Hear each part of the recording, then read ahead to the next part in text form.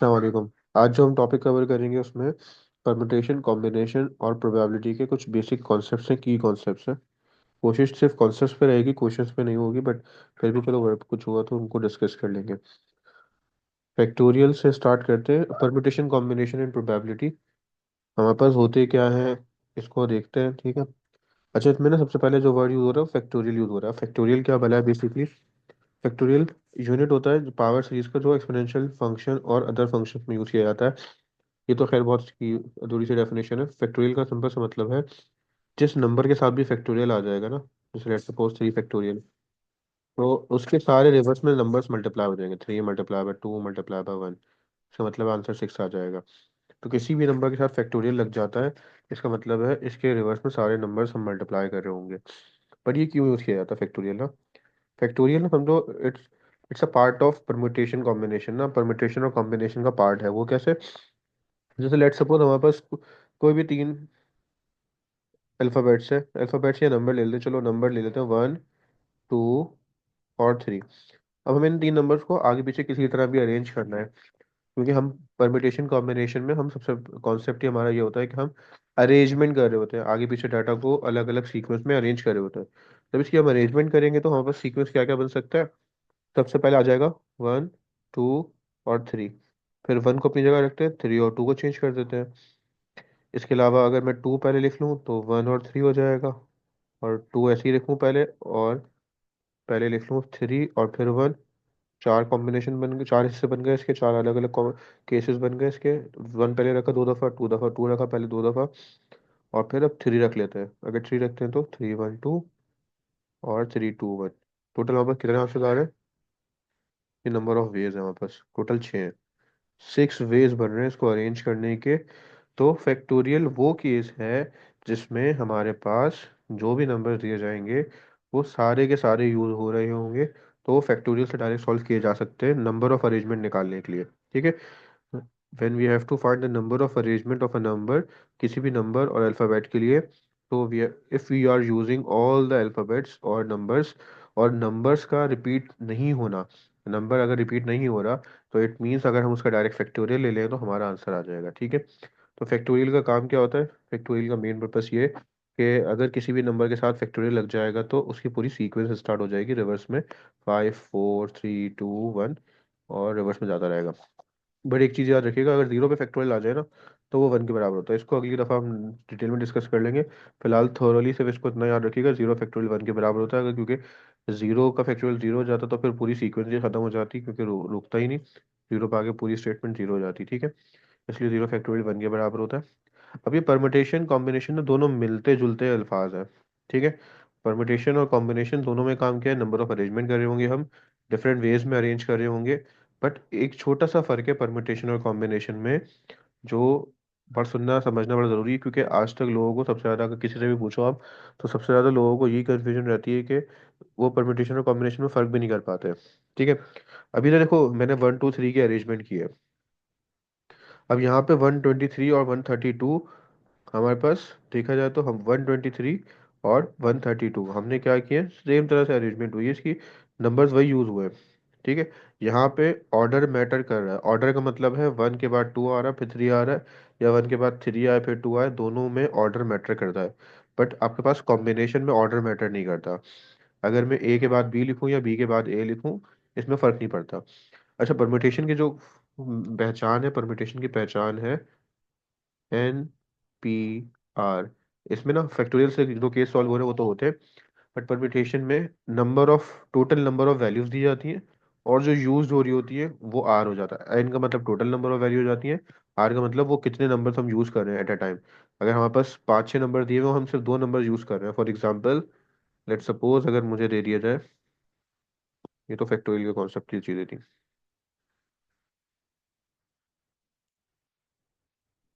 अगर मैं बात करूं परम्यूटेशन की, कॉम्बिनेशन परम्यूटेशन के केसेस में, तो परम्यूटेशन में लेट्स सपोज हमें ना, हो सकता है सेम नंबर्स दिए जाए और सारे यूज करने को दे दिए जाए, तो वो डायरेक्टली फैक्टोरियल सॉल्व हो जाएंगे। पर अगर मुझे दे दिया जाए, अल्फाबेट्स दे दिए जाए A B C और D, ठीक है, और मुझसे कह रहे हैं कि 2 alphabets will be used at once.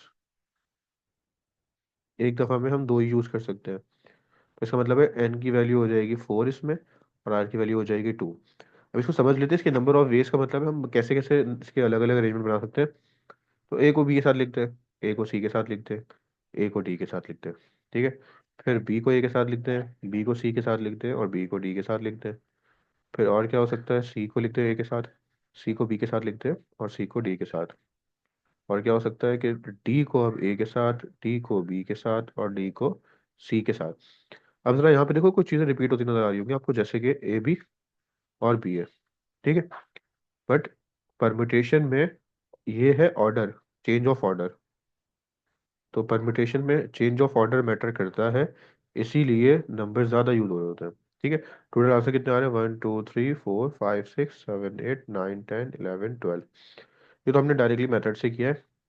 फॉर्मूले से अगर करें तो फॉर्मूले के हिसाब से 4p2 बन रहा है, और एनपीआर का फॉर्मूला क्या होता है, एनपीआर का फॉर्मूला होता है n factorial upon n minus r factorial. तो ये हो जाएगा 4 फैक्टोरियल अपॉन 4 - 2 फैक्टोरियल।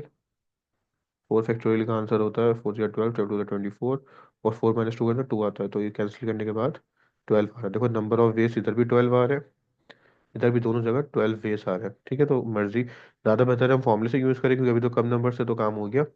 तो परम्यूटेशन का आई गेस आपको कॉन्सेप्ट इस तरह क्लियर हो जाएगा कि यहाँ पे ऑर्डर मैटर करते हैं, बट कब यूज़ करना है? ज़्यादातर नंबर के केसेस में हम फैक्टोरियल परम्यूटेशन यूज़ कर रहे हैं। परम्यूटेशन के ये वो केस है जिसमें हमें नंबर दे दिए जाए और कह दिया जाए कि इतने यूज़ करें। यहाँ पे कोई नंबर रिपीट नहीं हो रहा, यहाँ पे अगर आप नोट करोगे, नो रिपीटिशन, कोई रिपीटिशन नहीं हो रही ना, कोई अल्फ़ाबेट रिपीट नहीं हो रहा। बट व्हाट इफ के अल्फ़ाबेट रिपीट हो जाए? जैसे लेट सपोज मुझे दे दें इसमें कि एक वर्ड है कराची, और इसकी परमुटेशन करनी है, सारे वर्ड यूज करने हैं। हालांकि मैं फैक्टोरियल से सॉल्व कर सकता हूँ, बट इशू ये है कि कुछ रिपीटिशन भी हो रही है। तो ऐसे केसेस जिसमें रिपीटिशन हो रही होगी परमुटेशन में, वहां पे केस चेंज हो जाता है। वहां पे क्या करना पड़ता है, टोटल नंबर काउंट किए 1 2 3 4 5 6 7, तो 7 फैक्टोरियल आ जाएगा टॉप पे, और डिवाइड कर देंगे। कोई रिपीट हो रहा है इसमें, ए रिपीट हो रहा है 2 दफ़ा, तो एक 2 फैक्टोरियल आ गया। और कोई वैल्यू रिपीट हो रही है, आर भी नहीं हो रहा, के भी नहीं हो रहा, सी भी नहीं हो रहा, कुछ भी रिपीट नहीं हो रहा, तो बस 2 फैक्टोरियल मल्टीपल। 1 फैक्टोरियल लिखना चाहो लिख दो, ना लिखो तो मसला नहीं। तो 7 फैक्टोरियल को डिवाइड कर देंगे 2 फैक्टोरियल से, तो हमारा आंसर आ जाएगा परम्यूटेशन का कब। ये परम्यूटेशन है व्हेन रिपीटिशन अकर्स। जब रिपीटिशन हो जाए तो हम इस तरह कर सकते हैं। ठीक है। तो ये कुछ केसेस है तो वास्तव में बहुत सारे परम्यूटेशन के दो बेसिक केसेस हैं।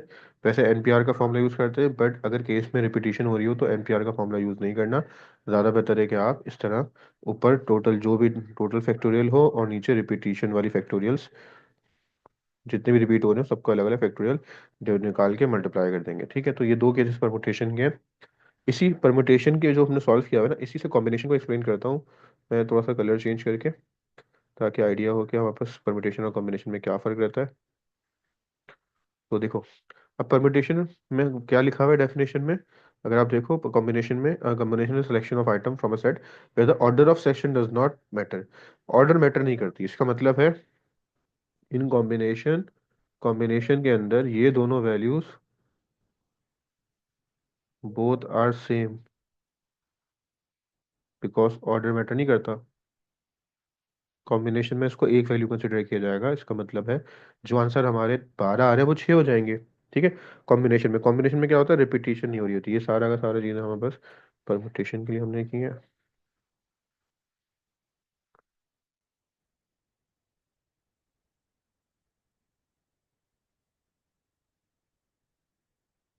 ठीक है। तो वही जो केस हमने अभी परमुटेशन के लिए किया है वही कॉम्बिनेशन के लिए कर लेते हैं। अल्फ़ाबेट्स हमें गिवन है A B C D, and two used at once, दो को यूज कर सकते हैं एट टाइम पे। वन वन, एक दफा में हम दो यूज कर सकते हैं। टू अल्फ़ाबेट लिख लेते हैं पहले, दो अल्फ़ाबेट यूज कर सकते हैं एक टाइम में। ठीक है। तो इसमें वैसे ही हम वर्किंग स्टार्ट करते हैं। इसमें क्या वर्किंग बनेगी, हमारे पास वर्किंग बनेगी इसमें ए बी, फिर ए सी, ए टी। अब बी ए नहीं हो सकता, बी सी हो सकता है। बी डी हो सकता है। ठीक है, अब आते हैं, और सी बी ए नहीं हो सकता, तो अब सी ए हो सकता है, सी ए नहीं हो सकता, सी बी नहीं हो सकता, सी डी हो सकता है क्योंकि सी डी इसमें यूज़ नहीं हुआ हुआ। इसके अलावा हमारे पास डी से ए नहीं हो सकता क्योंकि डी ए और ए डी बराबर है। डी बी नहीं हो सकता, वो भी है, डी सी भी नहीं हो सकता। ठीक है, तो टोटल वहाँ पर यही आंसर बन रहे होंगे। तो कॉम्बिनेशन में कितने आंसर आ रहे हैं, 1 2 3 4 5 6, because order does not matter.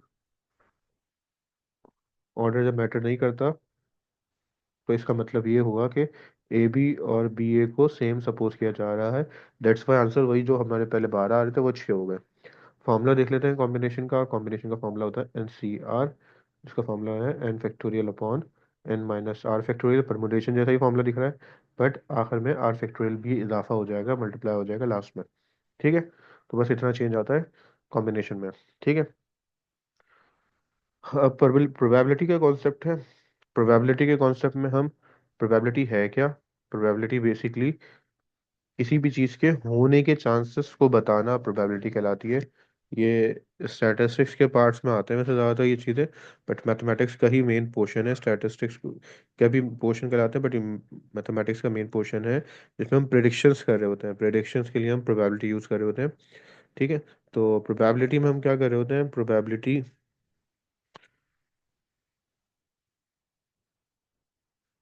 Probability में हम ये कॉम्बिनेशन का क्लोज कर लेते हैं। ये कॉम्बिनेशन का थोड़ा बहुत कॉन्सेप्ट था।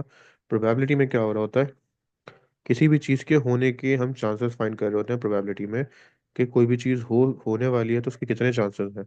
तो प्रोबेबिलिटी में तो आंसर है ना प्रोबेबिलिटी का, वो 0 से 1 के बीच में आता है। 0 का मतलब है कि वो काम इम्पॉसिबल है, वो होगा ही नहीं। आप ट्राई करते रहो, वो होगा ही नहीं, इम्पॉसिबल सा इवेंट है। और अगर आपका प्रोबेबिलिटी का आंसर 1 आ रहा है तो इसका मतलब है सर्टेन है, लाजमी होगा वो काम। ठीक है, इसके बीच में वैसे आंसर आता है, बट अगर 0 आ जाए तो इम्पॉसिबल इवेंट हो जाता है, और सर्टेन मतलब लाजमी होगा वो काम। ठीक है, प्रोबेबिलिटी का बस सिंपल सा मामला है, किसी भी चीज़ की प्रोबेबिलिटी निकालनी हो तो उसके लिए उसके नंबर ऑफ इवेंट्स को डिवाइड कर दो नंबर ऑफ टोटल सबसेट से। अब ये टोटल ये क्या है, सैंपल स्पेस होता है ये। नंबर सैंपल स्पेस मतलब किसी चीज़ के होने के टोटल चांसेस जो हम कॉम्बिनेशन और परम्यूटेशन में सीख रहे हैं वो लिखना, और इवेंट का मतलब है, ये इवेंट्स कहलाते हैं, इवेंट स्पेस, कि कितने क्या चीज होने वाली है। जैसे अगर मुझसे कहा जाए, if two coins are toss, find the probability of, probability of getting at least one head, कम से कम एक हेड आने की प्रोबेबिलिटी। ठीक है, तो सबसे पहला आपने काम ये करना है कि इसमें एस का एक सेट बना लेना है। एस के सेट का मतलब है सैंपल स्पेस, मतलब क्या क्या हो सकता है। दो कॉइन अगर टॉस करेंगे तो दोनों में हेड हेड भी आ सकता है, हेड टेल भी आ सकता है। दो कॉइन अलग अलग है तो इसलिए टेल हेड परमिटेशन वाला केस बन रहा होगा रिपीटिशन के साथ, और टेल टेल। बस यही पॉसिबल है इसके अंदर। सैंपल स्पेस टोटल हमारे पास कितने, number of sample space are 4, count कर सकते हैं 1 2 3 4।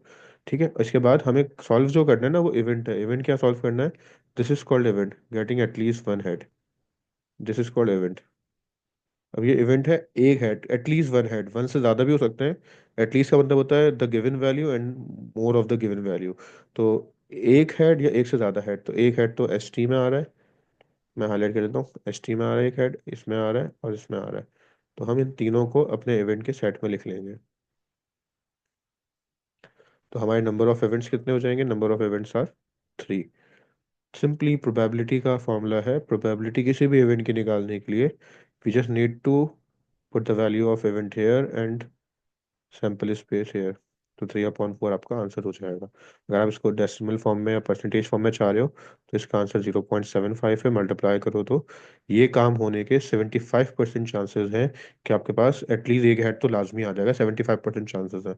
बहुत से लोग इसको अपनी लाइफ में भी यूज़ कर रहे होते हैं और ये काफ़ी हद तक ऑथेंटिक भी होता है। आप ट्राई भी करो, स्टूडेंट्स में ट्राई भी कर चुका हूँ मैं कार्ड्स के केसेस में, और ये काफ़ी हद तक कामयाब भी रहा है। तो ये कुछ बेसिक्स कॉन्सेप्ट है परम्यूटेशन कॉम्बिनेशन प्रोबेबिलिटी के। कोई क्वेश्चन का सॉल्यूशन तो खैर खास नहीं किया, बट जिस कॉन्सेप्ट को डिलीवर करने की कोशिश की, तो होप कि आपको ये क्लियर हो गया होगा। इसकी बाकी क्वेश्चन इंशाल्लाह किसी क्लास में देख लेंगे।